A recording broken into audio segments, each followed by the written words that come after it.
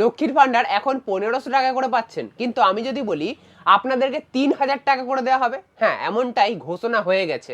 আর যুবসাথী প্রকল্পে 1500 টাকা করে দেওয়া হচ্ছে, কিন্তু 3000 টাকা করে এই যুবসাথী প্রকল্পতেও দেওয়া হবে। ভোটের আগেই বিরাট ঘোষণা, কে ঘোষণা করলো, কেন ঘোষণা করলো, কিভাবে ঘোষণা হলো, আদেও কবে থেকে হবে, সমস্ত কিছু আজকের এই ভিডিওতে ডিটেলসে আপনাদের জানাবো। তাই আজকের এই ভিডিওটা কিন্তু খুবই গুরুত্বপূর্ণ। আর ভিডিও শুরুর প্রথমেই বলে রাখি, আমি কিন্তু কোনো পার্টিকে সমর্থন করছি না, আমি নিউট্রালভাবে ভিডিও বানাচ্ছি। না টিএমসি, না বিজেপি, না সিপিআইএম, না নির্দল, আমি কারুরই নই। আপনারা ভোট বাক্সে আপনাদের মতামত আপনারা জানাবেন, ইভিএমে আপনারা ভোট দেবেন। আমি এই ভোটটাকে কোনোভাবেই ত্বরান্বিত করছি না, বা আপনাদেরকে কোনো সাইডের হয়ে কথা বলছি না। জাস্ট যেটা খবর সেটা আপনাদের সামনে তুলে ধরার চেষ্টা করছি, একদম নিরপেক্ষভাবে। এর আগে টিএমসি তথা তৃণমূল কংগ্রেস তাদের প্রতিশ্রুতি দিয়েছে যে তারা ভোটে জিতলে আগামী 5 বছরে কি কি করবে। তারপরে সিপিএমও দিয়েছে, এরবারে বিজেপিও দিয়েছে। এবারে বিজেপির সংকল্পপত্র বা প্রতিশ্রুতিতে কিন্তু অনেকগুলো টার্নিং পয়েন্ট রয়েছে, সেই পয়েন্টগুলোই আজকের এই ভিডিওতে তুলে ধরবো। মোট 15টা সংকল্প বিজেপি করেছে যে তারা যদি বাংলায় ক্ষমতায় আসে তাহলে আগামী 5 বছরে এগুলো তারা করবে। তো কি কি? সবার প্রথমেই হচ্ছে অনুপ্রবেশে জিরো টলারেন্স নীতি। মানে বাংলাদেশ থেকে যে আমাদের পশ্চিমবঙ্গে মানুষ চলে আসছে এবং এখানে এসে তারা ভোটার কার্ড, আধার কার্ড বানিয়ে নিচ্ছে এবং তারা বসবাস করছে, বৈধ ভোটার হয়ে যাচ্ছে, একজন ভারতীয় নাগরিক হয়ে যাচ্ছে। তো সেই অনুপ্রবেশ ঠেকানো হবে এবং জিরো টলারেন্স, মানে কোনোভাবেই অনুপ্রবেশকে সহ্য করবে না, এমনটাই কিন্তু বলা হচ্ছে প্রথমেই। এবারে দ্বিতীয়তে বলা হচ্ছে ডিএ নিয়ে, যে ডিএ অবিলম্বে দেবে এবং সপ্তম পে কমিশন চালু করবে। আপনারা নিশ্চয়ই জানেন যে ডিএ নিয়ে সুপ্রিম কোর্টে রাজ্য সরকার বিভিন্নবার ধাক্কা খেয়েছে, তারপরে ডিএ নিয়ে বিভিন্ন আন্দোলন হয়েছে। তো সেই ডিএটাকে কিন্তু বিজেপি সরকার একটা হাতিয়ার করেছে, যে ডিএ তারা যদি ক্ষমতায় আসে তাদের সরকারি কর্মচারীদের সবাইকে ডিএ দেবে এবং অবিলম্বে সপ্তম পে কমিশন বসাবে। মহিলাদের জন্য মাসিক 3000 টাকা করে দেবে, অর্থাৎ আপনারা লক্ষ্মীর ভান্ডার প্রকল্পে যেমন এখন 1500 টাকা করে পাচ্ছেন, সেই টাকাটাই যদি বিজেপি ক্ষমতায় আসে তাহলে অন্নপূর্ণা ভান্ডার হিসাবে 3000 টাকা করে দেওয়া হবে, এমনটা কিন্তু শুভেন্দু অধিকারী বিভিন্ন সময়ে বলেছেন। তো এখন অমিত শাহ যখন সংকল্পপত্র সামনে এনেছে বা প্রতিশ্রুতি দিয়েছে, তখন কিন্তু এটা বলা হয়েছে যে মহিলাদের ভোটে জিতলে 3000 টাকা করে প্রত্যেক মাসের 1 থেকে 5 তারিখের মধ্যে তাদের ব্যাংক অ্যাকাউন্টে ঢুকিয়ে দেবে। এবারে আপনারা বিচার করবেন যে আপনারা 1500-তে খুশি না 3000-এ খুশি হবেন। কাকে আপনারা বিশ্বাস করছেন, মমতা বন্দ্যোপাধ্যায়কে না নরেন্দ্র মোদী সরকারকে? কাকে, সেটা আপনারা বুঝে শুনে আপনারা সেই হিসাবে ভোট দেবেন। আমি প্রথমেই বলেছি, কোনোভাবেই এই ভিডিওটা ভোটকে ত্বরান্বিত করার জন্য নয়। আপনারা আপনাদের মত অনুযায়ী ভোট বাক্সে ভোট দেবেন। জাস্ট বিজেপি যে সংকল্প করেছে সেটাই আপনাদের সামনে আজকের এই ভিডিওতে আমি তুলে ধরছি।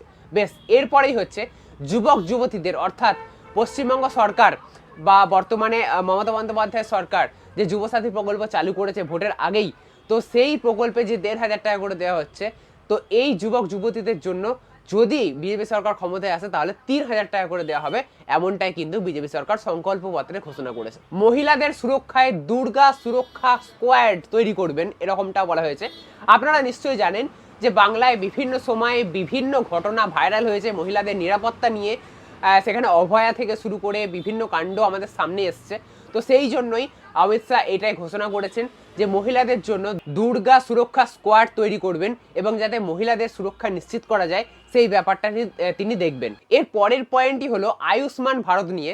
আয়ুষ্মান ভারত নিয়ে আপনাদের পশ্চিমবঙ্গবাসীদের অনেক আক্ষেপ রয়েছে যে আপনারা পশ্চিমবঙ্গের মধ্যে থেকে স্বাস্থ্যসাথী কার্ড দিয়ে ফ্রিতে চিকিৎসা করাতে পারলেও পশ্চিমবঙ্গের বাইরে গিয়ে উন্নত চিকিৎসার আপনারা সুবিধা নিতে পারেন না নিখরচায়, যেটা আয়ুষ্মান ভারতে হয়ে থাকে। তো এবারে সংকল্পপত্রে এমনটাই বলা হয়েছে বিজেপির, যে আয়ুষ্মান ভারত সহ আর যে কেন্দ্র সরকারের প্রকল্প রয়েছে যেগুলো পশ্চিমবঙ্গে চালু নেই, সেই সমস্ত প্রকল্প পশ্চিমবঙ্গে চালু করা হবে। প্রসূতি বা গর্ভবতীদের নিরাপদ স্বাস্থ্য পরিষেবা দেওয়া হবে, এমনটাও কিন্তু বিজেপি সংকল্পপত্রে বলেছে বা প্রতিশ্রুতি দিয়েছে। এরপরে পরপর কয়েকটা পয়েন্ট আমি বলে যাচ্ছি, ভালো করে শুনবেন। 6 মাসের মধ্যে রাজ্যে অভিন্ন দেওয়ানি বিধি চালু, সীমান্তে গরু পাচার বন্ধ হবে, 1 কোটি কর্মসংস্থানের লক্ষ্য নেবে, মানে 5 বছর ধরে 1 কোটি কর্মসংস্থান নেবে।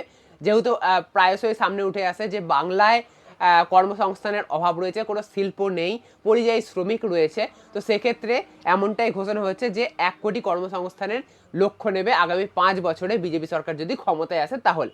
কিন্তু এখানে একটা ডেটা আপনাদের বলে রাখতে চাইবো, যখন বাজেট পেশ হয়েছিল তখন কিন্তু মমতা বন্দ্যোপাধ্যায় বলেছিলেন গোটা দেশের বেকারত্ব বাড়লেও পশ্চিমবঙ্গের বেকারত্ব কিন্তু 40% কমে গেছে, এমনটা কেন্দ্রীয় সরকারি কোনো একটা রিপোর্টে জানা গেছে। রাজ্য সরকার তাতে কোনো রিপোর্ট বা কিছু না, সেটা কেন্দ্র সরকারের রিপোর্টে এমনটা উঠে এসেছে যে বাংলার বেকারত্ব কমেছে, ভারতের বেকারত্ব বাড়লেও বাংলার বেকারত্ব কমেছে। বেশ, এরপরেই আছে আইন শৃঙ্খলা ও দুর্নীতিতে 3 শ্বেতপত্র, চাষিদের ফসলের ন্যায্য দাম দেবে, আর্থিক সহায়তা বৃদ্ধি করবে, চা পাট শিল্পে আধুনিকরণ আনবে, তারপরে কুড়মালি ও রাজবংশী ভাষাকে স্বীকৃতি দেওয়া হবে, আর মৎস্য শিল্পে জোর দেওয়া হবে, রপ্তানি হাব গড়ার লক্ষ্যও বাংলাতে হবে। এই ছিল বিজেপির মোট 15টা সংকল্প। বাংলায় ক্ষমতা আসে তাহলে আগামী 5 বছর ধরে তারা কি কি উন্নয়ন করবে। এবারে যদি আপনারা ভাবেন যে হ্যাঁ এটা সত্যি এরকমটা হতে পারে, উন্নয়ন আসতে পারে, তাহলে আপনারা সেই অনুযায়ী আপনারা ভোট বাক্সে তার ফলাফল দেখাবেন।